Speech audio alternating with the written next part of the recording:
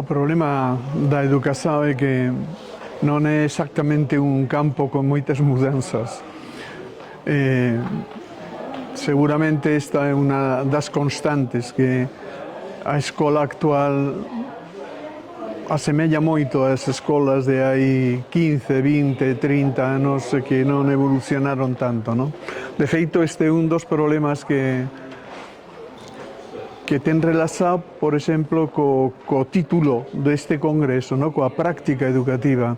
Levamos moito tempo preparando profesores, fixemos grandes esforzos na formación de profesores, pero isto non levou a que realmente as prácticas mudaran significativamente en todo este tempo, non? Pero hai cousas que sí van saindo e van aparecendo dun xeito, diríamos, que dá esperanza para o futuro, non? Por exemplo, a apertura da escola.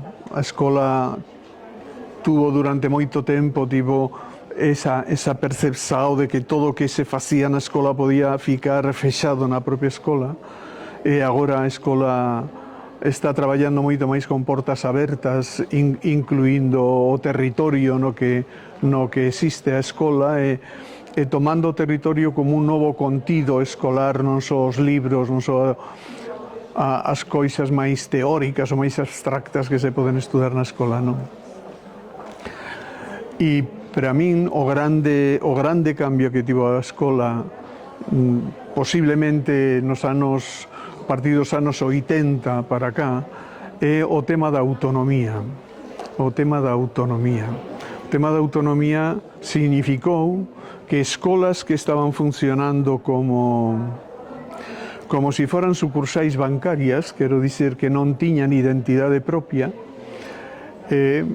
pois comenzaron a ter identidade propia e comenzou a pensarse que cada escola tiña que ter un proxecto educativo institucional e un proxecto que permitira acomodar o traballo coas crianzas, a educación das crianzas, acomodalo ás características das propias crianzas, ao medio ambiente no que está situada a escola, a todo o que significa a cultura local, non?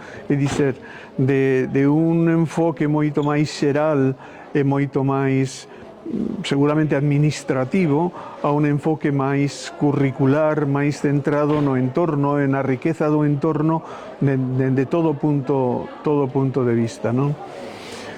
E a partir desa mudanza, que non ten sido tampouco unha mudanza tan completa, porque ao final as escolas tamén dependen do financiamento, dependen das políticas académicas que poña cada país, etcétera. Pero eso sí significou que a propia escola comeza a ter relevancia e que as instituições teñen que caracterizarse por algún tipo de coisa, non? E isto é o que neste momento é o que se quere destacar con esta historia das prácticas educativas, non? E das boas prácticas, como non existe unha boa práctica. Existen boas prácticas na medida en que distintos profesores en distintos contextos, distintas instituições están desenvolvendo proxectos educativos adaptados á súa contorna, non? Adaptados ao que teñen ao rededor.